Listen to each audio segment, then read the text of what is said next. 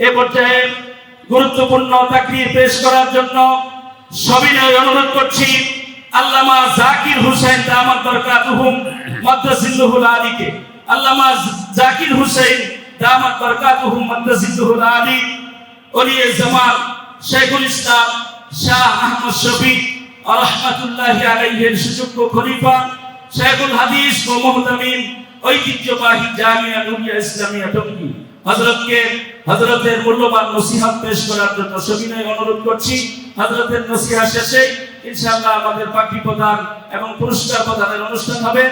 এরপরে প্রধান বক্তা ইনশাআল্লাহ আল্লামা নজির আহমদ সাহেব ইতিমধ্যে উপস্থিত হয়েছেন, উনি বয়ান করবেন। হযরতকে বয়ান পেশ করার জন্য আমাদের মাহফিল ইন্তেজামিয়া কমিটির পক্ষ থেকে সবিনয় অনুরোধ করছি। منكم والذين أوتوا العلم درجات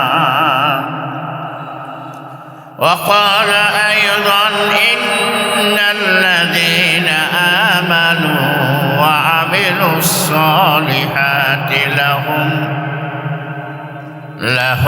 جنات تجري من تحتها الأنهار ذلك الفوز الكبير.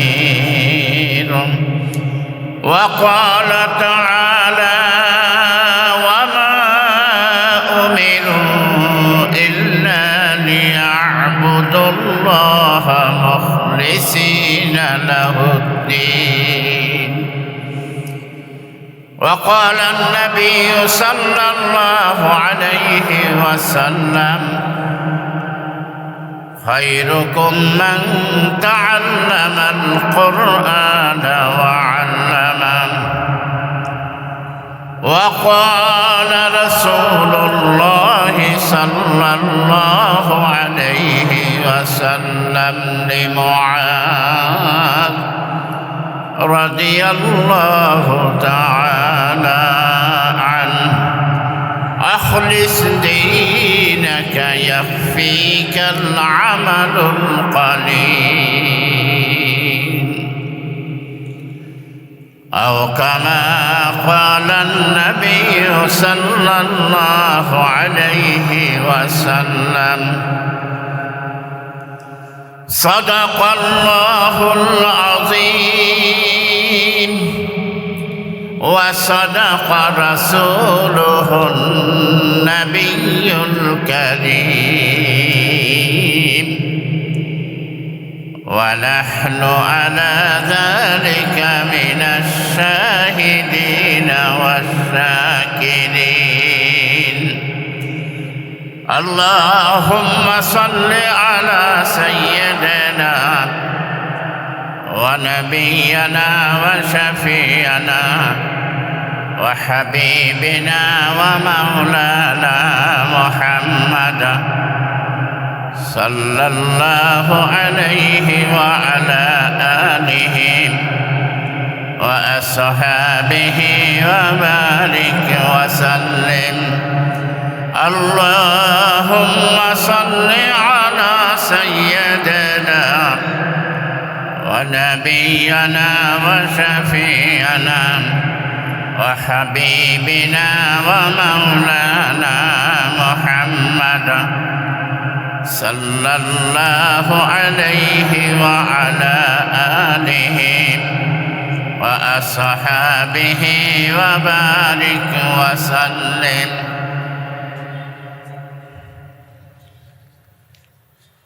জামিয়া উম্মুল ফজল লোবাবা মাদ্রাসার হেফজ সমাপনকারী ছাত্রীদের সম্মাননা প্রদান ও ৪৭তম ব্যাপক বোর্ড পরীক্ষায় সারা বাংলাদেশে মেধা তালিকায় স্থান অর্জনকারিণীদের পুরস্কার প্রদান উপলক্ষে ষষ্ঠ বার্ষিক ইসলাহি মাহফিলের সম্মানিত মহতারাম সভাপতি হযরতে উলামায়ে কিরাম বুজুর্গান দ্বীন বিভিন্ন এলাকা অঞ্চল থেকে আগত আমার দিন প্রিয়, ইসলাম প্রিয় আল্লাহ পাকের আশিকিন, জাকিরিন, শাকিরিন ভাইরা, আল্লাহ পাকের দরবারে অসংখ্য অগণিত শুকরিয়া যে আল্লাহ রাব্বুল আলামিন আমাদের সকলকে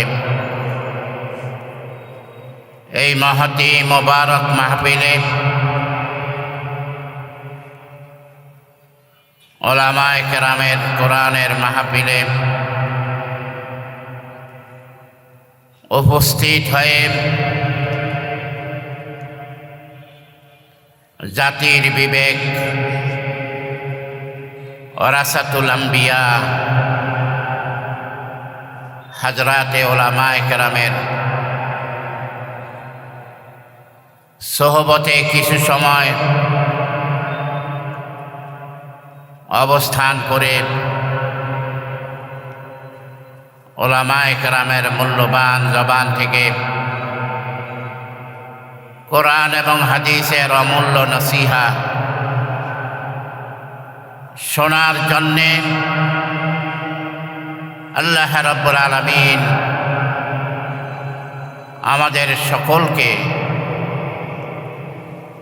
এই মাহফিলে উপস্থিত হওয়ার সুযোগ করে দিয়েছেন, ব্যবস্থা করে দিয়েছেন, তৌফিক দান করেছেন। এই জন্য সকলে অন্তরের অন্তঃস্থল থেকে মহান রব্বুল আলামিনের দরবারে কালেমাতুশ শুকর আদায় করি, সকলে পড়ি আলহামদুলিল্লাহ। আল্লাহ পাকের বহুত বড় দয়া, বহুত বড় মেহেরবানি, তার ফজল ও করম ইহসান। আল্লাহ পাক আমাদেরকে এখানে আসার, উলামায়ে কেরামের সোহবতে বসার ব্যবস্থা করছেন। হয়তোবা দেখা যাবে এবং আশা করা যায় কোরআন এবং হাদিসের মজমুন থেকে বোঝা যায়, আকাবের আসলাফের জবান থেকে বোঝা যায়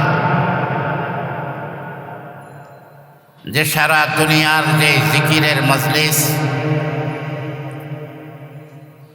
যে কোরআনের মাহফিল,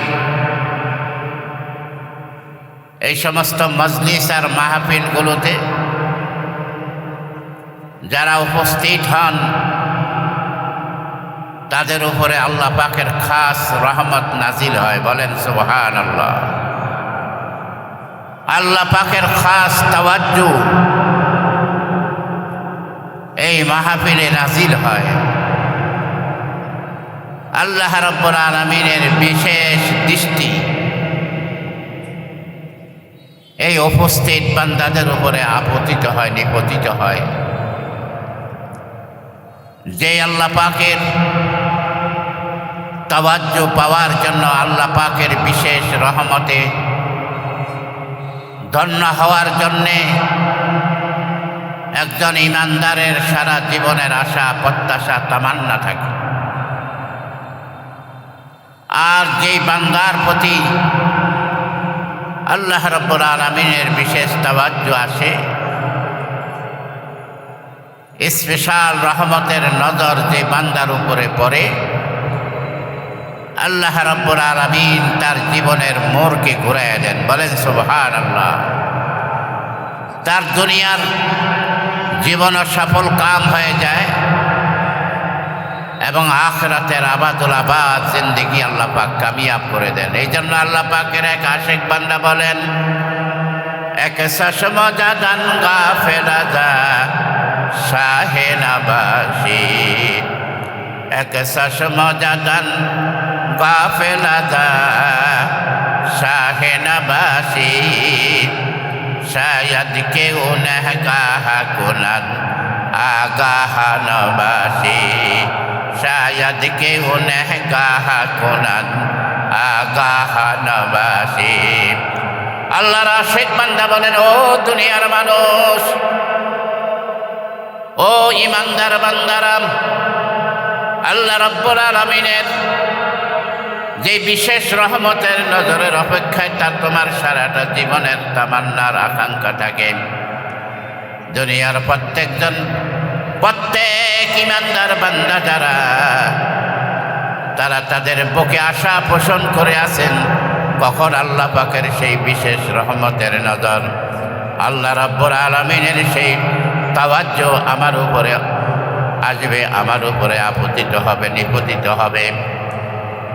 বলা হয় এই দ্বীনের মাজলিসগুলো, কোরআনের মাজলিসগুলো, উলামায়ে কেরামের মাজলিসগুলোর মধ্যে তুমি যাও, আশা করা যায় আল্লাহ পাকের খাস তাওয়াজ্জু পাবে, আল্লাহর সেই বিশেষ রহমতের নজর তোমার উপরে পড়বে। এক চশমা জাদান গাফেলা যা শাহে নবাসী, এক চশমা জাদান গাফেলা যা শাহে নবাসী শায়দ কেউ নহগাহ কুনাদ আগাহ নবাসী।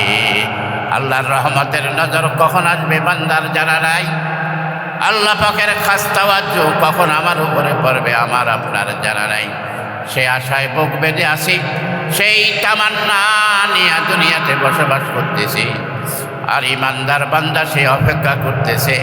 বলা হয় সে আল্লাহর খাস তাওয়াজ্জু পাওয়ার জন্য, সে আল্লাহ পাকের বিশেষ রহমতের নজর পাওয়ার জন্য দুনিয়ার এই কোরআনের মাহফিলগুলোর ব্যবস্থা আল্লাহ রাব্বুল আলামিন করে দিয়েছেন। মাদ্রাসাগুলো কায়েম করেছেন, মসজিদগুলো কায়েম করেছেন। এই সমস্ত মাহফিল, এই সমস্ত পরিবেশের মধ্যে গেলে, উলামায়ে কেরামের সোহবতে গেলে আশা করা যায় আল্লাহ রাব্বুল আলামিনের খাস রহমতের নজর আমার উপরে আসবে, আল্লাহ পাকের বিশেষ তাওয়াজ্জু আমার উপরে পড়বে।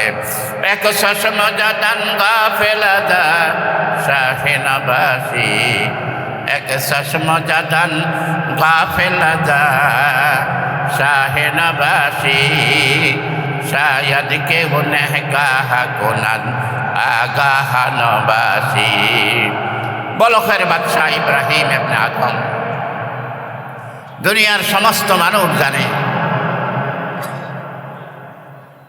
বলা হয় আল্লাহকে পাওয়ার জন্য, আল্লাহর সান্নিধ্য অর্জন করার জন্য অন্তরে আগুন জ্বলে গেছে। আর জ্বলছে কিভাবে? বলা হয় আল্লাহর খাস তাওয়াজ্জু যখন পড়ছে, আল্লাহ রাব্বুল আলামিন তার জীবনের মোড় ঘুরাইয়া দিছেন। জামানার কুতুব, জামানার আবদাল আল্লাহ রাব্বুল আলামিন বানাইয়া দিছেন। বলা হয় নির্ভরযোগ্য তারিখ, ইতিহাসের অনেক কিতাবের মধ্যে ঘটনা আছে। অন্তরে যখন আগুন জ্বলে যায়, এশকের আগুন, এশকে এলাহি, আল্লাহর মারিফতের আগুন যখন অন্তরে জ্বলে উঠে, বান্দার ঠিক থাকতে পারে না, পাগল হয়ে যায়। একজন মুমিনের, একজন প্রকৃত ঈমানদারের আসল পরিচয় আল্লাহর মারিফত লাভ করা, আল্লাহ রাব্বুল আলামিনের সেই মুহাব্বত লাভ করা, আল্লাহ রাব্বুল আলামিনের সেই মুলাকাত লাভ করা, আল্লাহ রাব্বুল আলামিনের সান্নিধ্য অর্জন করা। আনতা আবুদাল্লাহ কান্নাকা তারা, আল্লাহর ইবাদত এমন ভাবে করো তোমার দুনিয়ার প্রত্যেকটা কাজ। বলা হয় মুমিনের 24 ঘন্টার জিন্দেগি আল্লাহর ইবাদত। বলেন না সুবহানাল্লাহ। শুধু নামাজ, রোজা, হজ, যাকাতের মধ্যে আমরা ইবাদতকে সীমাবদ্ধ করে ফেলেছি। কোরআন এবং হাদিসের তালিম কোরআন এবং হাদিসের শিক্ষা এটা নয়। শুধু নামাজই ইবাদত, শুধু রোজা রাখা ইবাদত, শুধু হজ করা ইবাদত, শুধু যাকাত দেওয়া ইবাদত, শুধু তেলাওয়াত আর জিকির করা ইবাদত, এর মধ্যেই সীমাবদ্ধ করে ফেলেছি। ভুল কথা। বলা হয় একজন প্রকৃত মুমিন, একজন প্রকৃত আল্লাহর নবী, বিশ্ব নবী মুহাম্মদুর রাসূলুল্লাহ সাল্লাল্লাহু আলাইহি ওয়াসাল্লামের সেই আদর্শ সুন্নাত তরিকা অনুসরণ করা জীবনের সকল ক্ষেত্রে, তাহলে তার 24 ঘন্টার জিন্দেগি ইবাদতে পরিণত হয়ে যাবে। মসজিদ থেকে বের হলাম, দোকানে গেলাম, দোকানে আমার ইবাদত। সুবহানাল্লাহ, বলেন সুবহানাল্লাহ। বলা হয় 24 ঘন্টার মধ্যে সেই 12 ঘন্টা, 15 ঘন্টা, 18 ঘন্টা দোকানের মধ্যে কাটাইছি, ব্যবসার মধ্যে কাটাইতেছি। আল্লাহর হুকুম মতো যদি হয়, আল্লাহর নবীর তরিকার আদর্শ মোতাবেক যদি হয়, সেটা আমার ইবাদত। 8 ঘন্টা অফিসের মধ্যে কাটাইতেছি, যদি সেটা আল্লাহর হুকুম মতো হয়, রাসূলের তরিকার আদর্শ মোতাবেক হয়ে যায়, সেটা আমার ইবাদত। 4 ঘন্টা, 5 ঘন্টা, 6 ঘন্টা ক্ষেত খামারের মধ্যে কাটাইতেছি, কৃষক কাটাইতেছে, সেটা যদি আল্লাহর হুকুম মতো, রাসূলের তরিকা মতো হয়ে যায়, সেটা আবার ইবাদত। এই জন্য আল্লাহর নবী, বিশ্ব নবী, আখিরি নবী, আখিরি পয়গম্বর জনাবে মুহাম্মদুর রাসূলুল্লাহ সাল্লাল্লাহু আলাইহি ওয়াসাল্লাম বলেন, আনতা আবুদাল্লাহা কাআন্নাকা তারাহ। আল্লাহর ইবাদত এমনভাবে করো, নামাজ এমনভাবে পড়ো, ব্যবসা এমনভাবে করো, চাকরি এমনভাবে করো, ক্ষেত খামার এমনভাবে করো, তোমার 24 ঘন্টার জিন্দেগি এমনভাবে চালাও যেন তুমি আল্লাহকে দেখতেছো। বলেন সুবহানাল্লাহ। যেন তুমি আল্লাহকে দেখতেছো, আল্লাহ তোমার সামনে। এই বান্দা দ্বারা কোনোদিন গুনার কাজ হবে না, নাফরমানি হবে না, আল্লাহ বিরোধী কাজ হবে না, আল্লাহর রাসূলের সুন্নাহ আর আদর্শ বিরোধী কোনো কাজ তার দ্বারা সম্ভব হবে না। বলা হয় 6 ঘন্টা, 7 ঘন্টা, 8 ঘন্টা যে আল্লাহর বান্দা ইমানদার ঘুমাইতেছে, এই 8 ঘন্টাও তার ইবাদতের মধ্যে গণ্য হয়ে যাবে। বলেন সুবহানাল্লাহ। আনতা আবুদাল্লাহা কাআন্নাকা তারাহ। এই অবস্থা পাওয়ার জন্য উলামায়ে কেরামের সোহবত জরুরি। আল্লাহর সান্নিধ্য অর্জন করার জন্য, আল্লাহ পাকের সেই মারিফত লাভ করার জন্য, লা জিদ্দা ওয়ালা নিদ্দা ওয়ালা হাদ্দানি মাওলা, লা জিদ্দা ওয়ালা নিদ্দা ওয়ালা হাদ্দানি মাওলা, আল আনা কামা কানা ওয়ালাম ইয়ালকা যাওয়ালা, আল আনা কামা কানা ওয়ালাম ইয়ালকা যাওয়ালা। मैं तालिब मौला हूँ मेरे इश्क़ निराला, मैं तालिब मौला हूँ मेरे इश्क़ निराला, जुमला जहाँ जिसकी तजल्ली से उजाला, जुमला जहाँ जिसकी तजल्ली से उजाला। मैं सूरत यूसुफ को नहीं चाहने वाला, मैं सूरत यूसुफ को नहीं चाहने वाला, पायस के मानंद नहीं आशिक लैला, पायस के मानंद नहीं आशिक लैला। ला इलाहा इल्लल्लाह, इलाहा इल्लल्लाह, ला इलाहा इल्लल्लाह, ला इलाहा इल्लल्लाह, ला इलाहा इल्लल्लाह, ला इलाहा ইল্লাল্লাহ মুহাম্মাদুর রাসূলুল্লাহ। আমার ভাইয়েরা, আমার বাবারা, বন্ধুরা, বলতেছিলাম এই মাহফিল আজকেই শেষ হয়ে যাবে, আগামী দিন এই মাহফিল পাওয়া যাবে না। আজকে এই উলামায়ে কেরামের সোহবত পাওয়ার সময়, এই কোরআনের মাহফিলে উপস্থিত হয়ে আমার জীবনকে ধন্য করার সময়, আখিরাতের আসল রাস্তা, জান্নাতের রাস্তাকে সুগম করার আসল সময়, মুখ্য সময় ব্যবস্থা হয়ে গেছে। আল্লাহ পাক ব্যবস্থা করে দিয়েছেন। শুধু এখন বাকি আমার উপস্থিতি। আমি আসব হেদায়েতের নিয়ত আল্লাহকে পাওয়ার জন্য। আমি এই মজলিসে কোরআনের মাহফিলে, ওয়ারাসাতুল আম্বিয়া উলামায়ে কেরামের মাহফিলে সোহবতে আমি আসব একমাত্র শুধুমাত্র আল্লাহকে পাওয়ার জন্য। হযরতে ইব্রাহিম ইবনে আদহাম আল্লাহ পাকের ইশকের আগুন নিয়ে, বলা হয় রাজ সিংহাসনে, রাজপ্রাসাদে ঘুমাইতে গেছেন, ঘুম আসে না। এপাশ ওপাশ করতেছেন, ঘুম কিছুতেই আসতেছে না। গভীর রাত্রে ওই প্রাসাদের ছাদের মধ্যে কে যেন টক টক টক টক করে হাঁটতেছে, আওয়াজ শোনা যায়। বিচলিত হয়ে গেলেন, পেরেশান হয়ে গেলেন যে এত বিশাল সিকিউরিটিকে ফাঁকি দিয়ে, এই বিশাল নিরাপত্তা ব্যবস্থাকে ফাঁকি দিয়ে ভেদ করে আমার রাজপ্রাসাদের ছাদের উপরে এক লোক টক টক করে হাঁটতেছে। পেরেশান হয়ে গেছেন, দরজা খুলছেন, জিজ্ঞাসা করতেছেন, কে তুমি? কয় আমি অমুক। কয় কেন, কি করো তুমি সেখানে? কয় আমার ওঠ হারিয়ে গেছে। এক বর্ণনায় আসছে এরকম। ইব্রাহিম ইবনে আদহাম রাহমাতুল্লাহ আলাইহি ধমকের সুরে বললেন, ও বোকা, তোমার ওঠ হারিয়ে গেছে, জঙ্গলে যাবে, মরুভূমিতে যাবে, বিরান ভূমিতে যাবে, তালাশ করবে, আর তুমি চলে আসছো। ইব্রাহিম ইবনে আদহাম 7 ইকলিমের বাদশাহ, রাজা তো নয়, মহারাজার রাজপ্রাসাদে ওট খোঁজার জন্য আসছো। তোমার মতো বেকুব, তোমার মতো নির্বোধ আল্লাহর আকাশের নিচে জমিনের উপরে আর কেউ হতে পারে না। তুমি যে জঙ্গলে খুঁজবে, মরুভূমিতে খুঁজবে। ওই আওয়াজ আসতেছে,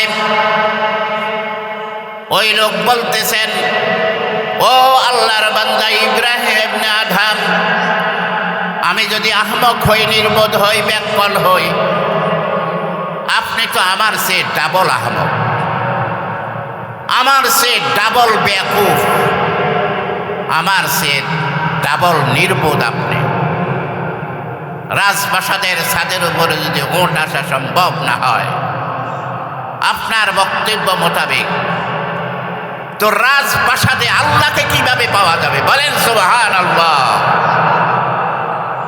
কিয়ামত পর্যন্ত রাজপ্রাসাদে আল্লাহকে পাওয়া যাবে না, এই রাজ সিংহাসনে আল্লাহকে পাওয়া যাবে না। এই রাজ সিংহাসন তোমাকে ছাড়তে হবে আল্লাহকে পাওয়া। ওই যে আমার বক্তব্য শুরু করছি, এক মজাদান গাফেলাদা শাহে নবাসী, এক মজাদান গাফেলাদা শাহে নবাসী, শায়দ কে গুনহগাহ কুনান আগাহ নবাসী। ওই আল্লাহর খাস তাওয়াজ্জু কখন আসবে বান্দার জানা নাই। আল্লাহ পাকের রহমতের নজর বিশেষ স্পেশাল। রহমতের নজর আমার আপনার উপরে কখন পড়বে দুনিয়ার কেউ জানে না।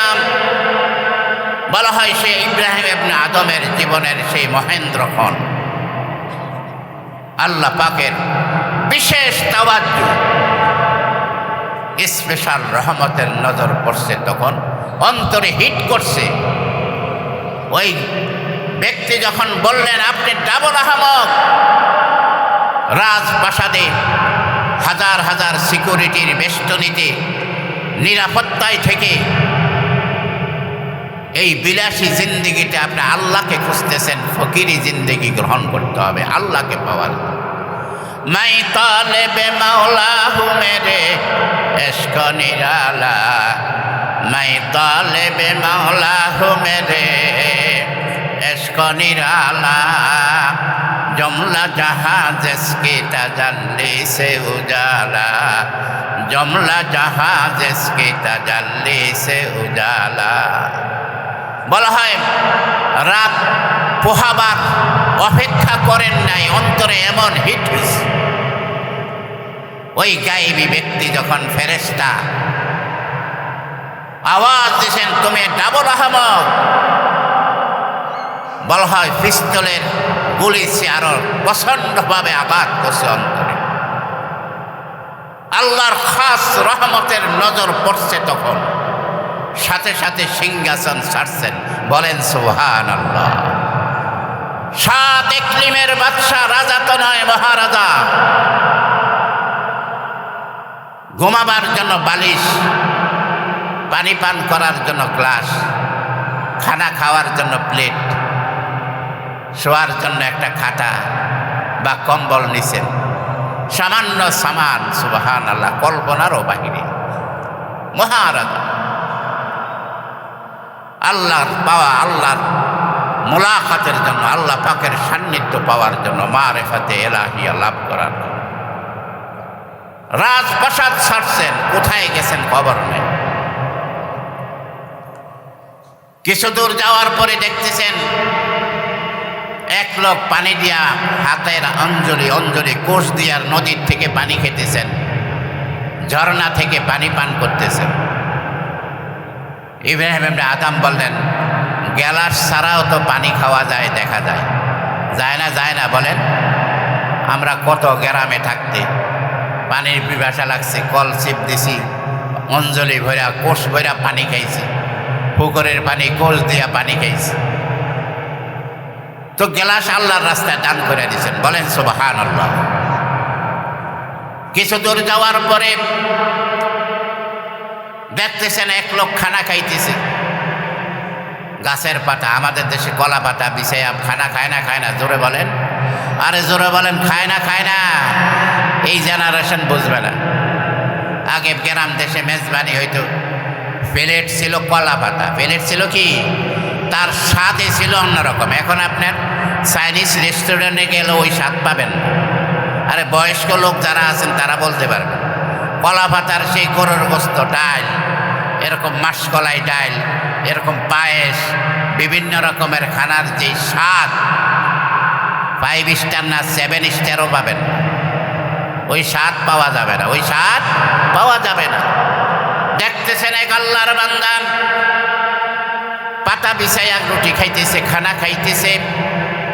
আল্লাহর বান্দা ইব্রাহিম ইবনে আদম রহমতুল্লাহ আলাইহি বললেন প্লেট ছাড়াও তো যেহেতু খানা খাওয়া যায়। কি ছাড়া বলেন? প্লেট ছাড়া, বাসন ছাড়া খানা খাওয়া যায়। সাথে সাথে খাওয়ার যে প্লেট নিছেন এটা আল্লাহর রাস্তায় দান করে দিয়েছেন। বলেন সুবহানাল্লাহ। রাত্রি হয়ে গেছে,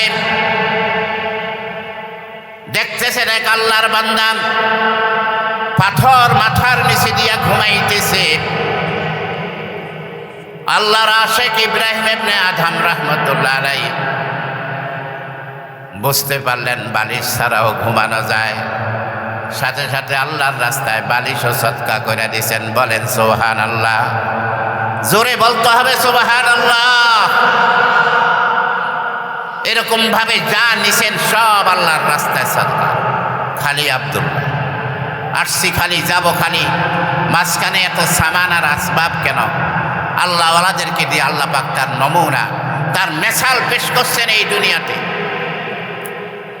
খানার সময় আসছে, কিতাবের মধ্যে আসছে হযরত হাকিমুল উম্মাত আশরাফ আলী থানভী রাহমাতুল্লাহ আলাইহি তার মালফুজাতের মধ্যে আনছেন, যখন খানার সময় হয়েছে বিশাল এক জান্নাতি খানসা ডিশ, ডজন ডজন আইটেমের খানা। আমরা যারা নিরহ জনগণ, আমাদের দেশ, অন্য দেশের কথা বাদ দিলাম, এই একটা গরিব দেশ। আমাদের মন্ত্রী মিনিস্টার যারা দেশ চালায়, প্রেসিডেন্ট, প্রধানমন্ত্রী, যা দেখবেন এদের খানার আইটেম কত, তাদের লাক্সারি জীবন কত। সেই ব্রিটেনের রানী, এখন রাজা, তাদের লাক্সারি জীবন কেমন এটা আমাদের কল্পনারও বাহিরে। ব্রুনাইয়ের রাজার লাক্সারি জীবন এটা আমাদের কল্পনারও বাহিরে। সৌদির রাজা বাদশাদের লাক্সারি জীবন এটা আমাদের কল্পনারও বাহিরে। বাথরুম স্বর্ণ দ্বারা, হীরা দ্বারা। আরে বলেন না নাউজুবিল্লাহ, আরো জোরে বলেন নাউজুবিল্লাহ। তো এরকম খানার সময় হয়েছে ইব্রাহিম ইবনে আদম আল্লাহর বান্দা, আল্লাহর রাস্তার পথিক মুসাফির, বিশাল জান্নাতি ঢিসে শত শত আইটেমের খানা চলে আসছে। জোরে বলেন না সুবহানাল্লাহ। প্রকৃত শ্রোতা তো বলে তাকে যে নিজের থেকে বক্তার কথা শুনে কখন সুবহানাল্লাহ বলতে হয় বলে, কখন আল্লাহু আকবার বলতে হয় বলে, কখন নাউজুবিল্লাহ বলতে হয় বলে। আর আমাদের অবস্থা হয়েছে বক্তা বলতে হবে সুবহানাল্লাহ বলেন। এটা আসলে কোরআন হাদিসের তালিম না। সাহাবায়ে রাসূল সাল্লাল্লাহু আলাইহি ওয়াসাল্লাম ওয়াজ করতেন না বলেন? নাকি বলবেন ওয়াজ শুধু এই বাংলাদেশের হুজুররাই করে? এমন লোকও আছে। ওয়াজে দেশটা একবার শেষ হয়ে গেছে, এরকম লোক আছে না নাই? আরো জোরে বলেন আছে না নাই? এরকম নাস্তিক মার্কা লোক আমার দেশে আছে না নাই? কাপড়ের দর বাড়াইছে হুজুররা, বলেন না নাউজুবিল্লাহ। তো এক হুজুরে বসে তাহলে মরিচের দাম বাড়াইছে কি? আরে কথা বলেন না সুবহানাল্লাহ। মরিচের দাম বাড়াইছে কি? ও দেশটা হুজুররা খাইছে, শেষ করে দিছে, বলেন নাউজুবিল্লাহ। বলা হয় 47-এ দেশ স্বাধীন হয়েছে, হুজুররা ক্ষমতায় আইছে। আরে জোরে বলেন আসছে। পাকিস্তান এরকম দৌড়াইয়া 71-এ বাংলাদেশ স্বাধীন হয়েছে, হুজুররা ক্ষমতায় আসছে? ক্ষমতা তো আপনি, আর বলতেছেন হুজুররা দেশটা খাইছে। সুইস ব্যাংকে হুজুররা টাকা জমা রাখে, বিদেশে টাকা প্রচার করে কি হুজুররা? আরে জোরে বলেন না ঠিক কিনা? ইব্রাহিম ইবনে আদম রহমতুল্লাহ আলাইহি খানা শুরু করছেন। পাশে আরেক আল্লাহর রাস্তার পথিক, তার জন্য খানা আল্লাহ পাক পাঠাইছে 2টা শুকনা রুটি আর 1 পেয়ালা ডাল। ইব্রাহিম ইবনে আদম নতুন আল্লাহর রাস্তায় আসছে, তার এই খানার অবস্থা দেখা ওই পাশের রুটিওয়ালা ডাইলওয়ালা মুখে বলে নাই, অন্তরে আসছে আল্লাহর বিরুদ্ধে অভিযোগ। মুখে বলে নাই, ভালো করে শুনবেন, শুধু অন্তরে আসছে আল্লাহর বিরুদ্ধে অভিযোগ। আল্লাহ, সেও আল্লাহর তোমার রাস্তার পথিক, আমিও তো তোমার রাস্তার পথিক। তাকে দিছে তুমি শত শত আইটেমের ঢিস ভরা খানসা, আর আমার জন্য 2টা রুটি আর ডাল। এই অন্তরে আসা মাত্রে আল্লাহ পাকের পক্ষ থেকে আল্লাহ হইছে খবরদার, সামনে যদি 12 এই 2 রুটিও বন্ধ হয়ে যাবে। আরে বলেন না সুবহানাল্লাহ। সামনে যদি কল্পনা বাড়াও 2 রুটি আর 1 পেয়ালা ডাইলও কি হয়ে যাবে? বন্ধ হয়ে যাবে। ওই এলহাম করা হয়েছে আল্লাহর বান্দার অন্তরে, ও বান্দা তুই আলহামদুলিল্লাহ না বলে আমার বিরুদ্ধে অভিযোগ করছো, তুমি কি ছেড়ে আসছো? তোমার পাশের বান্দা ইব্রাহিম ইবনে আদম কি ছেড়ে আসছে আমাকে পাওয়ার জন্য? তুমি 2টা বকরি ছেড়ে আমাকে পাওয়ার জন্য আসছো। একটা সনের ঘর, একটা ঝুপড়ি ঘর ছেড়ে আমাকে পাওয়ার জন্য আসছো। আর এই ইব্রাহিম ইবনে আদম 7 ইকলিমের মহারাজা, বলেন সুবহানাল্লাহ। রাজপ্রাসাদ ছেড়ে 7 ইকলিমের বাদশাহী ছেড়ে যে আমাকে পাওয়ার জন্য আসছে। এই জন্য 2 জনের খানার মধ্যে তফাৎ। আল্লাহর কাছে ইনসাফ আছে না নাই? জোরে বলেন আছে না নাই? ইব্রাহিম ইবনে আদম আল্লাহকে পাওয়ার জন্য জঙ্গলের জীবন গ্রহণ করছেন। বলা হয় দৌড়াইতেছেন, দিন যাইতেছে রাত্র যাইতেছে, দিন যাইতেছে রাত্র যাইতেছে। এরকম মারেফাতের সেই স্তর, মারেফাতের সেই তাবাকাত এরকম একটার পর একটা তয় করতেছেন। বলেন সুবহানাল্লাহ। জোরে বলেন আল্লাহু আকবার। এখান দিয়ে রাজ্য বিশৃঙ্খলা সৃষ্টি হয়ে গেছে। জালেম বাদশা ছিলেন না, ইনসাফকার বাদশা ছিলেন। এরকম মন্ত্রী পরিষদ, দেশের গণ্যমান্য এরকম সরকারি লোক যারা, তারা খুঁজতেছে, পাইতেছে না। অনেক খোঁজাখুঁজির পরে পাইছে। বসে রাজার রাজ্য তো শেষ হয়ে যাচ্ছে, ধ্বংস হয়ে যাচ্ছে, বিশৃঙ্খলা শুরু হয়ে গেছে। আপনি চলে আসার পরে চলেন মেহরবানি করে প্লিজ। ইব্রাহিম ইবনে আদহাম রহমতুল্লাহ আলাই তার সেই প্রধানমন্ত্রী, তার মন্ত্রী, তার সচিব সবাইকে লক্ষ্য করে বলছেন, দেখো যে রাজত্ব ছেড়ে আর এখন আমি যে রাজত্ব নিয়ে আছি এটার মধ্যেই আমাকে থাকতে দাও। বলেন সুবহানাল্লাহ। আমি এখন যে পাওয়ার, আমি এখন যে রাজত্ব নিয়ে বসবাস করতেছি, আমার আল্লাহ, আমার মাওলায়ে পাক যেই ক্ষমতা, যেই রাজত্ব, যেই পাওয়ার আমাকে দিয়েছেন, সাত ইকলিমের সেই বাদশাহীর মধ্যে তার ছিটাফোঁটাও আমি পাই নাই। বলেন সুবহানাল্লাহ। তার মন্ত্রী পরিষদ, এরকম দেশের গণ্যমান্য সবাই ধরল, কি রাজত্ব নিয়ে আসেন, নমুনা দেখান। দেখতেছি আপনি ফকিরি জিন্দেগি গ্রহণ করছেন, গাঢ় নাই, কাপড় নাই, সফর নাই, কোনো কিছু নাই, আসবাব নাই। কি রাজত্ব নিয়ে আপনি আছেন, আমাদেরকে নমুনা দেখান। পাশেই ছিল সমুদ্র। আসো আমার সাথে, আস। গেছে, যেই জামা কাপড় সুই দিয়ে সেলাই করতেন। সুই আছে না, সোনামুখী সুই, কি বলে বলেন, সোনামুখী সুই, একবারে ছোট, সমুদ্রের স্রোতে ফেলে দিয়েছেন। তার মন্ত্রী পরিষদ, তার এমপি, সেক্রেটারি, সচিব যারা আছে উপস্থিত, সবাইকে বললেন, দেখো এই সুই কেউ খুঁজে বাইর করে দিতে পারবা? আমরা কেন, সারা দুনিয়া চেষ্টা করলেও পাবে না। বলেন সুবহানাল্লাহ। দেখো সুই আনতেছি আমি। তৎক্ষণাৎ মাছদেরকে হুকুম দিলেন, হে সমুদ্রের মাছেরা, আমার সুই ফেলে দিছি আমি, স্রোতে নিয়ে গেছে, অতি সত্বর আমার সুই আমার হাতে দিয়া দাও। বলেন সুবহানাল্লাহ। বলা হয় হাজার হাজার মাছের সারিয়ার প্রতিযোগিতা। বলেন সুবহানাল্লাহ। প্রত্যেকের মুখে আছে একটা স্বর্ণ সোনার সুই। ইব্রাহিম ইবনে আদহাম রাহমাতুল্লাহ আলাইহি বললেন, মাছদেরকে লক্ষ্য করে বলা হয় আল্লাহওয়ালা যারা, তারা গোটা কায়নাতের উপরে রাজত্ব করে। বলেন সুবহানাল্লাহ। মানুষের কলবের উপরে তাদের রাজত্ব। আহমদ শফির বিরুদ্ধে তুমি যা বলবা, আহমদ শফিকে আল্লাহ পাক তার দরবারে কবুল করছেন। সারা দুনিয়ার মানুষও যদি তার বিরোধিতা করে, তার জনসমর্থন এক ফোঁটা, এক অংশ কমাইতে পারবে না। বলেন ঠিক কিনা? একজন আলেমকে যখন আল্লাহ কবুল করেন, তোমার হাজারো ষড়যন্ত্র আল্লাহ পাক নস্যাৎ করে দেন, বিফলে দেন।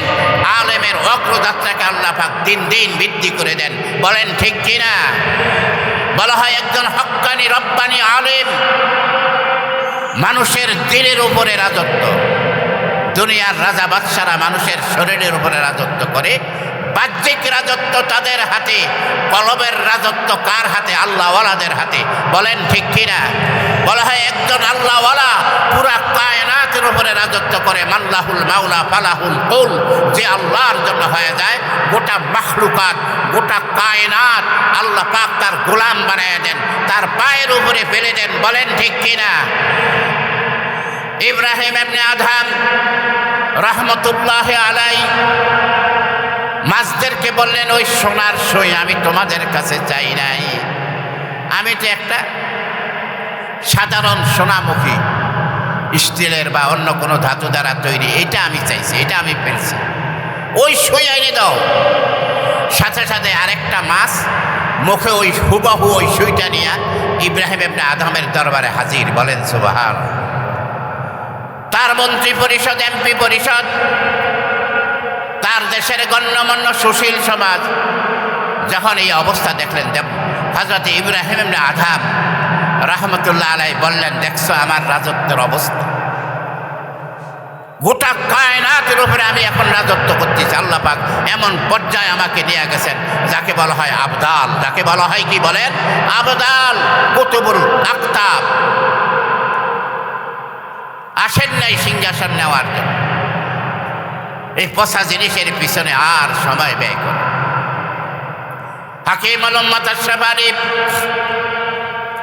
থানবী রহমতুল্লাহ আলাই তার মালফুজাতের মধ্যে লিখতেছেন, ইব্রাহিম ইবনে আদহাম রহমতুল্লাহ আলাই ওই মসজিদে হারামে যখন তার শত শত ভক্তদেরকে নসিহত করতেছিলেন, এক ভক্ত জিজ্ঞাসা করছেন, হুজুর আল্লাহওয়ালা কাকে বলে? হযরত ইব্রাহিম ইবনে আদহাম রহমতুল্লাহ আলাই ওই ভক্তের প্রশ্নের উত্তর দিতে যে বলতেছেন, পাশেই দেখা যায় জাবালে আবি কুবাইস, সাফা পাহাড়ের পাশের পাহাড়, মক্কার সবচেয়ে, মক্কা এরকম বাইতুল্লাহর পাশে সবচেয়ে উঁচা পাহাড় জাবালে আবি কুবাইস।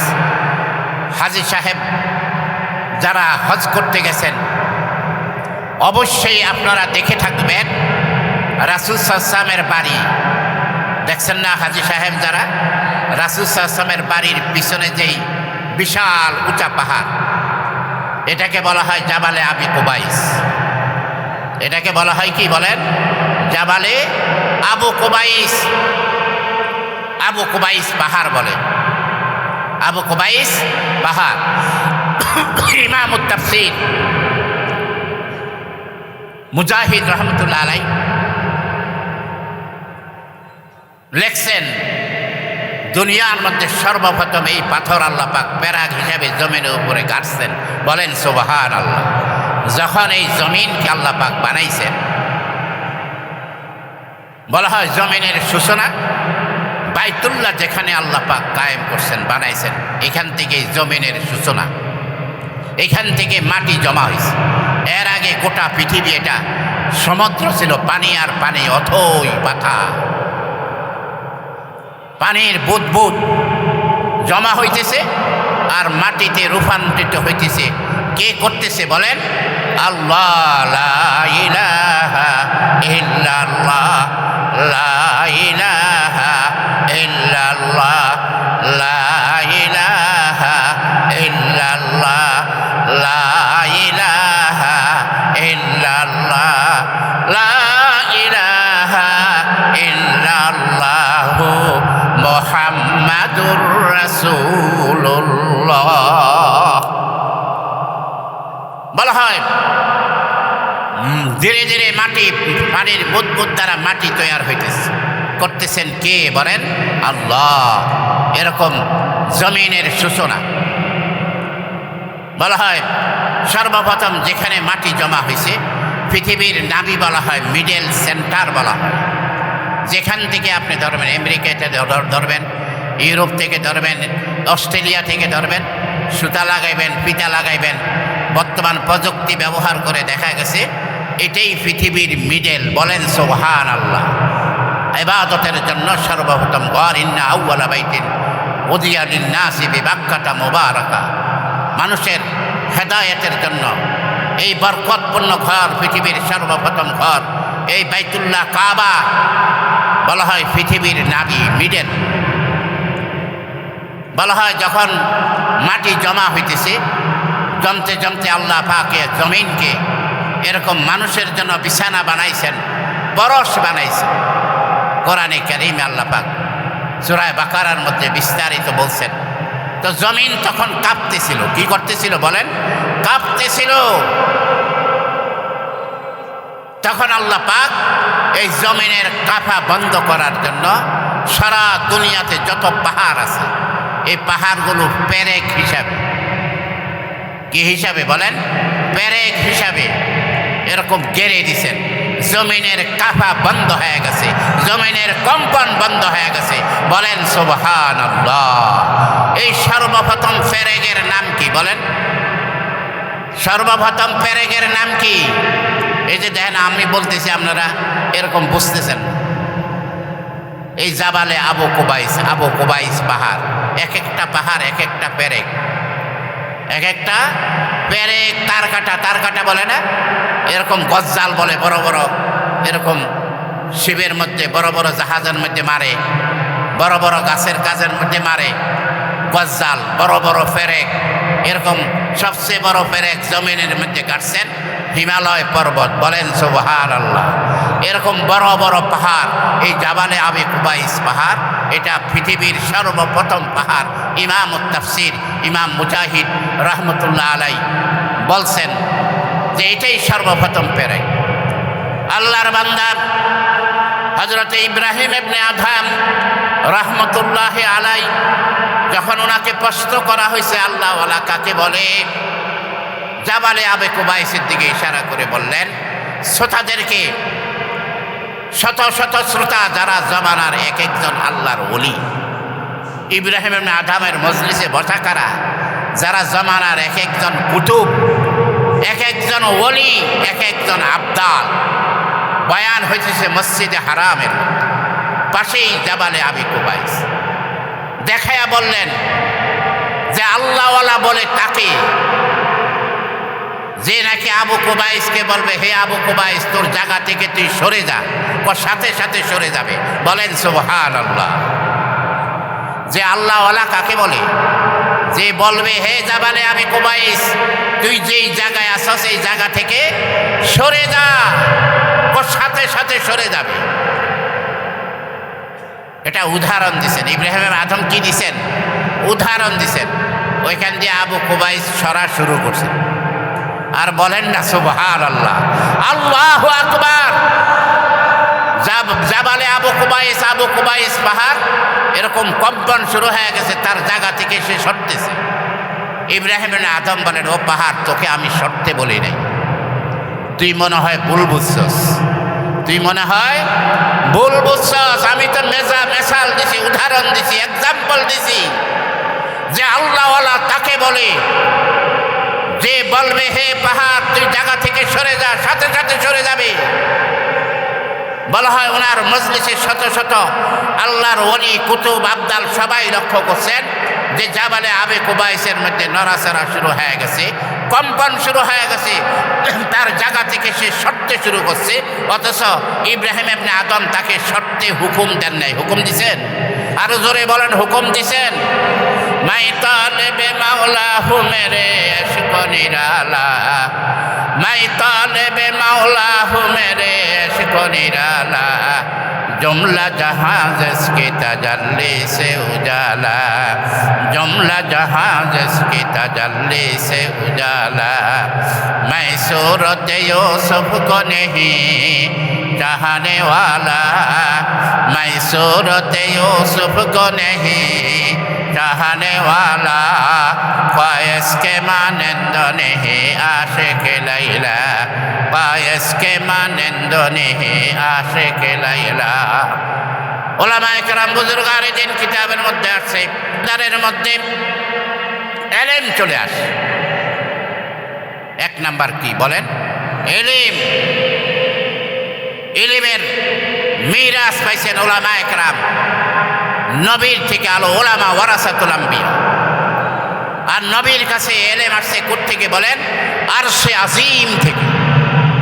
কোত্থেকে বলেন? আরশে আজিম থেকে। সুবহানাল্লাহ। ইকরা বিসমি রাব্বিকাল্লাযী খলাক, খলাকাল ইনসানা মিন আলাক। বলা হয় সেই ইলমের দ্বারা মানব জাতির শ্রেষ্ঠত্ব আল্লাহ পাক দান করেছেন। ওয়া আল্লামাল আদাবা আল আসমা কুল্লাহা। বলা হয় ইলম এক পাওয়ারের নাম। এই জন্য আল্লাহ পাক বলেন ওয়া ইয়ারফাউল্লাযীনা আমানু মিনকুম ওয়াল্লাযীনা উতুল ইলমা দারাজাত। ইলমের কত ফজিলত কোরআনের মধ্যে আছে। আল্লাহর নবী বিশ্বনবী মুহাম্মদুর রাসূলুল্লাহ সাল্লাল্লাহু আলাইহি ওয়াসাল্লামের হাদিসে পাকের মধ্যে আছে ইলমকে ফরজ করা হয়েছে। তালাবুল ইলমি ফরিদাতুন আলা কুল্লি মুসলিম। ইলম ফরজ প্রত্যেক মুসলমানের জন্য। ইলম যদি না থাকে তার জিন্দেগি শেষ। তার শরীয়ত নাই, তরিকত নাই, কোনো কিছুই নাই। ইলম ছাড়া সে অন্ধকারের মধ্যে হাত খাইতেছে। হালাল হারামের তমিজ নাই, জায়েজ নাজায়েজের পার্থক্য নাই, কোনো কিছুর সে পার্থক্য করতে পারবে না। জান্নাত জাহান্নামের পার্থক্য নাই, কোনো কিছুর সে পার্থক্য তমিজ করতে পারবে না। কি ছাড়া? জোরে বলেন, ইলম ছাড়া। কি ছাড়া বলেন? ইলম ছাড়া। 1 নাম্বার ইলম, 2 নাম্বার আমালুস সালিহ, আমালুন সালিহুন, আমালে সালেহা, নেক আমল।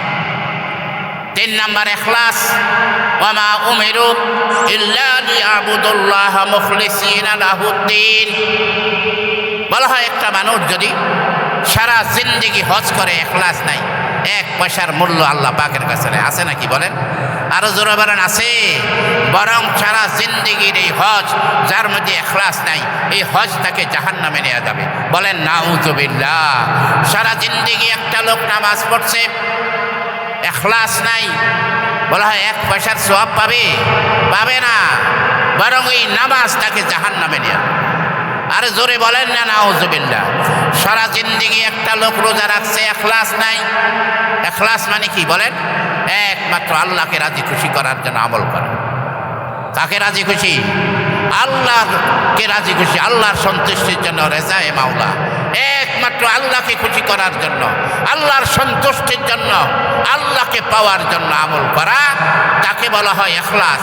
সারা জিন্দেগি নামাজ পড়ছে, সারা জিন্দেগি রোজা রাখছে, সারা জিন্দেগি হজ করছে, সারা জিন্দেগি জিকির করছে, বলা হয় ইখলাস নাই, 1 পয়সার সওয়াব আল্লাহ পাক তাকে দেবে না, বরং এই সমস্ত আমল ওই বান্দাকে উল্টা জাহান্নামে নিক্ষেপ করবে। বলেন নাউযুবিল্লাহ।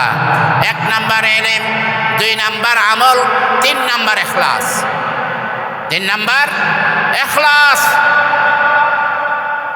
এই 3 জিনিসের সমন্বয় যখন ইমানদারের মধ্যে ঘটে, একজন ইমানদারের মধ্যে 3 জিনিস যখন চলে আসে, নির্ভেজাল সহি ইলম, সহি আমল, সহি ইখলাস, বলা হয় তার মধ্যে এক পাওয়ার চলে আসে। কি চলে আসে বলেন?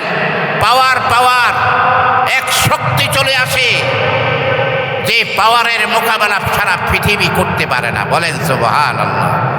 এটমি শক্তি তার কাছে, ফের ওই আল্লাহওয়ালার কাছে, ওই ইলমওয়ালা, আমলওয়ালা, ইখলাসওয়ালার কাছে আজকের পৃথিবীর সবচেয়ে বড় শক্তি এটমি শক্তি। এটম যার কাছে আছে তাকে সবাই সালাম দেয়, দেয় না বলেন?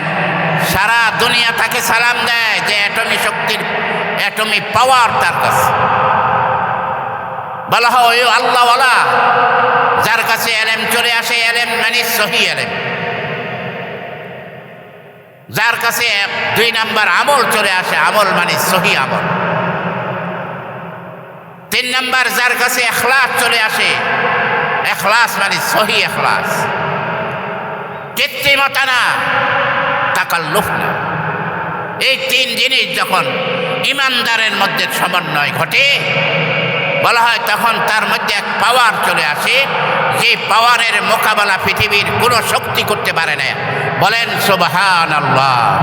এমন শক্তির অধিকারী হয়েছেন আল্লাহর নবী, বিশ্বনবী মুহাম্মদুর রাসূলুল্লাহ সাল্লাল্লাহু আলাইহি ওয়াসাল্লামের 1.25 লক্ষ থেকে 1.5 লক্ষ সাহাবায়ে কেরাম। বলেন সুবহানাল্লাহ। জোরে বলেন আল্লাহু আকবার। হযরত ওমর ইবনুল খাত্তাব রাদিয়াল্লাহু তাআলা আনহু ইসলামের 2য় খলিফা, প্রথম খলিফা হযরত আবু বকর সিদ্দিক রাদিয়াল্লাহু তাআলা আনহু। সকলে আমরা ঘটনা জানি। একবার হযরত জিবরাইল আলাইহিস সালাতু ওয়াস সালাম আল্লাহ পাকের কাছে দরখাস্ত করলেন, এই শ্রেষ্ঠ মাখলুক, আশরাফুল মাখলুকাত কে? জোরে বলেন। আশরাফুল মাখলুকাত কে? জোরে বলেন। মানুষ। যদি আপনারা কথা না বলেন তাহলে আমি বুঝতে পারবো কিভাবে আপনারা বুঝেন কিনা। এরকম চুপচাপ থাকলে হবে না তো। এই ওয়াজের মাজলিস এটা একটা তালিমের মজলিস, এটা একটা ক্লাস। এরকমভাবে বক্তা বক্তৃতা দেবে, শ্রোতা এরকমভাবে শুনবে, আগে পরে কি বলা হইতেছে অত্যন্ত চৌকান্না সতর্কতার সাথে। নিয়ত থাকবে হেদায়াত, নিয়ত থাকবে কি বলেন? হেদায়াত, আল্লাহকে পাওয়ার জন্য, আল্লাহকে রাজি খুশি করার জন্য। তো বলতেছিলাম আশরাফুল মাখলুকাত। কোরআন বলছেন ওয়ালাকাদ কাররামনা বনি আদম, আমি মানুষকে শ্রেষ্ঠত্ব দান করছি সমস্ত মাখলুকাতের উপরে, পুরা কায়নাতের উপরে আল্লাহ পাক শ্রেষ্ঠ বানাইছেন। কাকে বলেন? আদম সন্তান মানুষ। হযরতে জিবরাইল, আল্লাহর ফেরেশতা জিবরাইল আলাইহিস সালাতু ওয়াস সালাম আল্লাহ পাকের কাছে দরখাস্ত করলেন, রব্বুল আলামিন, মানুষকে তুমি শ্রেষ্ঠ বানাইছো, মানুষের পাওয়ার কি আমাকে দেখাও, মানুষের শক্তি কত আমাকে দেখাও, মানুষের পাওয়ার কত আমাকে দেখাও। আল্লাহ পাক হযরতে জিবরাইল আলাইহিস সালাতু ওয়াস সালামকে বললেন, জিবরাইল, মানুষের পাওয়ার যদি দেখতে চাও, মানুষের শক্তি যদি তুমি দেখতে চাও, আমার নবীর শহর মদিনাতুর রাসূল। কার শহর বলেন? রাসূলের শহর মদিনাতুর রাসূল। মদিনার আগের নাম, রাসূল হিজরত করার আগে নাম ছিল ইয়াসরিব। রাসূল হিজরত করার পরে এই ইয়াসরিবের নাম হয়েছে কি বলেন? মদিনা, মদিনাতুর রাসূল, মদিনাতুর রাসূল। হযরতে জিবরাইল আলাইহিস সালাতু ওয়াস সালামকে আল্লাহ পাক বললেন, মানুষের পাওয়ার যদি দেখতে চাও, মানুষের শক্তি যদি দেখতে চাও, আমার নবীর শহর মদিনার সেই মসজিদে নববীর গেইটে চলে যাও। মসজিদে নববীর কোথায় বলেন? গেইটে দাঁড়ায়া যাবেন, লক্ষ্য করবার সর্বপ্রথম কোন লোকটা মসজিদে নামাজ পড়ার জন্য ঢুকতেছে। সর্বপ্রথম মসজিদে যাওয়া ভালো কাজ না খারাপ কাজ? আরো জোরে বলেন, ভালো কাজ না খারাপ কাজ? সুবহানাল্লাহ। হাদিসে আসছে, জুমার দিন যে সর্বপ্রথম মসজিদে যায় আল্লাহ পাক তাকে একটা ওট কোরবানির সওয়াব দান করেন। আরে জোরে বলেন না সুবহানাল্লাহ। 2 নম্বরে যে ঢুকে তাকে একটা গরু কোরবানির সওয়াব আল্লাহ পাক দান করেন। 3 নম্বরে যে মসজিদে প্রবেশ করে তাকে একটা ছাগল কোরবানির সওয়াব দান করেন। 4 নম্বরে যে প্রবেশ করে তাকে একটা মোরগ কোরবানি করার সওয়াব দান করেন। সদকায়েরই এরকমভাবে সওয়াব কমতে থাকে, এরকমভাবে সওয়াব কি হয়? কমতে থাকে। তাহলে যে সর্বপ্রথম মসজিদে যায়, ভালো কাজ না খারাপ কাজ? আরো জোরে বলেন না, ভালো কাজ না খারাপ কাজ? আগে যাব না পরে যাব? আরে আগে যাবে না পরে যাব? মসজিদের পাশে দোকানে বিড়ির মেজে আরো 2টা টান দেওয়া যাবে। আর জোরে বলেন ঠিক কিনা?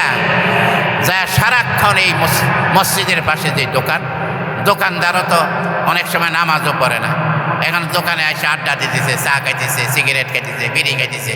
কখন? এত দেরি করে কেন হুজুর? হুজুরকে কোনো কাজ কাম নাই, আজারিকা থাকে, হুজুরকে কোনো কাজ কাম নাই, সব কাম করে, বিড়ি খায় আর চা খায়, বিড়ি খায় আর চা খায়। এই মাত্র ঘুমের তো উঠে আইছে, এখনো নাস্তাও করে না, জুমার নামাজ পড়তে আসে। যারা পড়তে আসে এর আল্লাহ পাক কবুল করো। কত হাজারো আল্লাহর বান্দা আছে তাও আসে না, তো সিগারেট খাক, চা খাক আর বিড়ি খাক, তারপরে তো জুমার নামাজ পড়তে আসছে। বলেন না সুবহানাল্লাহ। তো আগে আসা এটা ভালো কাজ, সওয়াবের কাজ। আল্লাহ পাক জিবরাইলকে বললেন, লক্ষ্য রাখবা আমার নবীর মসজিদে সর্বপ্রথম কে ঢুকতেছে। এরকম ঢুকতে ঢুকতে ঢুকতে ঢুকতে আল্লাহর নবীর ইমামতিতে যখন নামাজ শেষ হয়ে যায়, সাহাবায়ে কেরাম মুসল্লিরা যখন বের হইতে থাকে, সর্বশেষ কে বের হয় তাকেও তুমি লক্ষ্য করো, এবং ওই ব্যক্তির সাথে হবে তোমার ইন্টারভিউ, ওই ব্যক্তির সাথে হবে তোমার সাক্ষাৎকার। আর বলেন না সুবহানাল্লাহ। হযরতে জিবরাইল আলাইহিস সালাতু ওয়াস সালাম মসজিদে নববীর গেটে দাঁড়ায়া গেছেন। লক্ষ্য করলেন একটা বুড়া লোক, যার নাম হযরতে আবু বকর সিদ্দিক রাদিয়াল্লাহু তাআলা আনহু, মুসলিম জাহানের প্রথম খলিফা হযরতে আবু বকর সিদ্দিক সাইয়্যিদুনা হযরতে আবু বকর সিদ্দিক রাদিয়াল্লাহু তাআলা আনহু সর্বপ্রথম মসজিদে ঢুকতেছে, আর কেউ নেই, পরে অন্যরা ঢুকতেছে। আল্লাহর নবীর ইমামতিতে নামাজ শেষ হওয়ার পরে লোকেরা মসজিদ থেকে বের হইতেছে, একজন একজন করে বের হইতে হইতে সর্বশেষ ওই প্রথম লোক যে ঢুকছে হযরত আবু বকর, ওই বুড়া লোকটা সর্বশেষ মসজিদ থেকে বের হইতেছে। আরো জোরে বলেন না সুবহানাল্লাহ। মসজিদ থেকে দেরিতে বের হওয়া ভালো কাজ না খারাপ কাজ? আল্লাহ পাক বলেন শাররুল বুকা মাসাজিদুহা ওয়া শাররুল বুকা আসওয়াকুহা। এই দুনিয়াতে সর্বনিকৃষ্ট জায়গা হয়েছে বাজার, আর সর্বোৎকৃষ্ট সর্বশ্রেষ্ঠ জায়গা হয়েছে কি বলেন? মসজিদ। বলেন সুবহানাল্লাহ। এই জন্য মসজিদে যত থাকবেন বলা হয়েছে জান্নাতের বাগান, গুনাহমুক্ত জীবন। মসজিদের জীবন গুনাহমুক্ত জীবন, জান্নাতের বাগান। মসজিদ জান্নাতের বাগান। মসজিদে বসে রয়েছেন, বলা হয় কোনো ইবাদত নাই, তাসবিহ নাই, তবুও ফেরেশতারা এই বান্দার জন্য মাগফিরাত এবং রহমতের দোয়া করতে থাকে। বলেন সুবহানাল্লাহ। মসজিদে চুপচাপ, কোনো কথা নাই, কোনো বার্তা নাই, চুপচাপ বসে আছেন, বলা হয় ফেরেশতারা তার জন্য মাগফিরাত এবং রহমতের দোয়া করতে থাকে। রহমত আর কিসের দোয়া? মাগফিরাতের দোয়া। বলা হয় আপনি তেলাওয়াতও করতেছেন না, জিকিরও করতেছেন না, নামাজও পড়তেছেন না, শুধু বসে আছেন মুখ বন্ধ করে। আল্লাহর ঘর মসজিদে বাইতুল্লাহ। বলা হয় আল্লাহর মাসুম ফেরেশতাদের দোয়া মাগফিরাত লাভ করা যায়, দোয়ায় রহমত লাভ করা যায়। এই জন্য মসজিদে যাব, বেশি বেশি সময় কাটাবো মসজিদে। বলতে রাজি আছি ইনশাআল্লাহ? বলা হয় জামাত শুরু হওয়ার আগে 10 মিনিট 15 মিনিট আগে যায় বসে রয়েছেন, কোনো ইবাদত নাই। বলা হয় ইন্তজারুস সালাহ, সালাহ, যে নামাজের অপেক্ষায় আছে, এই 15 মিনিট সময় যে বসে রয়েছে, আল্লাহ পাক তাকে পুরা সময়টা নামাজের সওয়াব দান করবে। 10 মিনিট সময় বসে আছে, পুরা 10 মিনিট সময় তাকে নামাজ পড়লে যেই সওয়াব হতো, সেই সওয়াব আল্লাহ পাক তাকে দান করবেন। 5 মিনিট সময় চুপচাপ অপেক্ষায় আছে, ইমাম সাহেব কখন নামাজে দাঁড়াবেন, অপেক্ষায় আছে। এই 5 মিনিট দাঁড়ায় দাঁড়ায় নামাজ পড়লে যেই সওয়াব হতো, সেই সওয়াব আল্লাহ পাক তাকে দান করবেন। বলেন সুবহানাল্লাহ। আল্লাহ পাক কত রহমান, কত রহিম। বান্দাকে শুধু পার করাইতে চান, বান্দাকে শুধু মাগফিরাত করতে চান, বান্দাকে শুধু রহমতে রহমত করতে চান। তো হযরতে জিবরাইল আলাইহিস সালাতু ওয়াস সালাম দেখলেন সর্বশেষ ওই লোকটাই বের হইতেছে, যার নাম আবু বকর সিদ্দিক রাদিয়াল্লাহু তাআলা। এই উম্মতের শ্রেষ্ঠ উম্মত, নবীদের পরে যার স্থান। বলেন না সুবহানাল্লাহ। নবীদের পরে যার স্থান, যত ভালো কাজ আছে 1 নম্বরে আবু বকর, এবং যত ভালো কাজ আছে সব করনেওয়ালা কে? হযরত আবু বকর সিদ্দিক রাদিয়াল্লাহু তাআলা আনহু।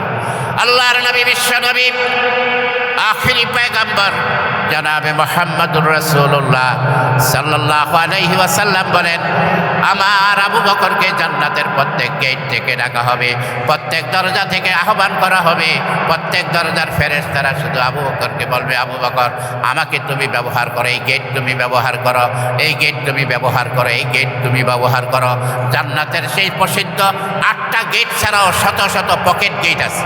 নামাজের জন্য একটা গেট, রোজার জন্য একটা গেট, জিকিরের জন্য একটা গেট, তেলাওয়াতের জন্য একটা গেট, সেলা রেহেমের জন্য একটা গেট, সদকার জন্য একটা গেট, কোরবানির জন্য একটা গেট, যাকাতের জন্য একটা গেট। এগুলি হবে পকেট গেট। প্রত্যেক বাড়িতে একটা পকেট গেট থাকে না বলেন? একটা মেইন গেট থাকে, আর একটা কি থাকে বলেন? পকেট গেট থাকে। জান্নাতের মেইন গেট থাকবে 8টা, আর শত শত পকেট গেট থাকবে। আল্লাহর নবী, বিশ্ব নবী মুহাম্মদুর রাসূলুল্লাহ সাল্লাল্লাহু আলাইহি ওয়াসাল্লাম জান্নাত বলেন, জান্নাতের প্রত্যেক গেট থেকে আহ্বান আসবে আবু বকরের জন্য। বলেন আল্লাহু আকবার। এমন কোন নেক আমল নাই যে নেক আমল আমার আবু বকর করে নাই। প্রত্যেকটা নেক আমল সম্পাদন করছেন, প্রত্যেকটা নেক আমল আবু বকর করছেন। এই দেখেন মসজিদে সর্বপ্রথম হযরতে আবু বকর ঢুকতেছেন, আর মসজিদ থেকে সর্বশেষ বের হইতেছেন হযরতে আবু বকর সিদ্দিক রাদিয়াল্লাহু তাআলা আনহু। হযরতে জিবরাইল আলাইহিস সালাতু ওয়াস সালাম সালাম করে বললেন, এখন আপনাকে বলতে হবে আল্লাহর ফেরেশতা হযরতে জিবরাইল কোথায় আছে? হযরত আবু বকর সিদ্দিক রাদিয়াল্লাহু তাআলা আনহু কয়েক সেকেন্ডের জন্য চোখ বন্ধ করে চোখ খুলে বললেন, ও প্রশ্নকারী, আমি আল্লাহ পাকের আরশ, কুরসি, লৌহ কলম, আসমান জমিন কায়নাত সব সফর করে জিবরাইলকে কোথাও পাই নাই। সবার কাছে আমি খুঁজছি, সব জায়গায় খুঁজছি, বাকি আছি আমি আর তুমি। আমার ব্যাপারে তো আমি তো 100% নিশ্চিত আমি আবু বকর, আর তুমি যে জিবরাইল, এই ব্যাপারে আমার কোনো সন্দেহ নাই। বলেন সুবহানাল্লাহ। মানুষের পাওয়ার, মানুষের শক্তি, মানুষের এরকম পাওয়ার কত উপরে সেটা আল্লাহ পাক দেখাই দিয়েছেন। হযরত জিবরাইল আলাইহিস সালাতু ওয়াস সালামকে বলা হয় এটা ইলম আমলের কারণে এবং ইখলাসের কারণে। ইলম আমল কিসের কারণে বলেন? ইখলাসের কারণে। আল্লাহ পাক সবাই পড়ে আলহামদুলিল্লাহ। আজকের মাহফিলের যে প্রধান বক্তা, সারা বাংলাদেশে আলোড়ন সৃষ্টিকারী, এরকম ওয়াইজ মুফাসসিরে কোরআন টঙ্গী জামিয়া নুরিয়া ইসলামিয়ার শাইখুল হাদিস, এরকম আজকের এই মাহফিলের প্রধান বক্তা তশরিফ আনছেন। সবাই পড়ে আলহামদুলিল্লাহ। আমরা আশেপাশে যারা আছি অতি সত্তর মাহফিলে চলে আসি। এখনই হযরত তার মূল্যবান বয়ান পেশ করবেন। ওয়া আখিরু দাওয়ানা আনিল হামদুলিল্লাহি রাব্বিল আলামিন।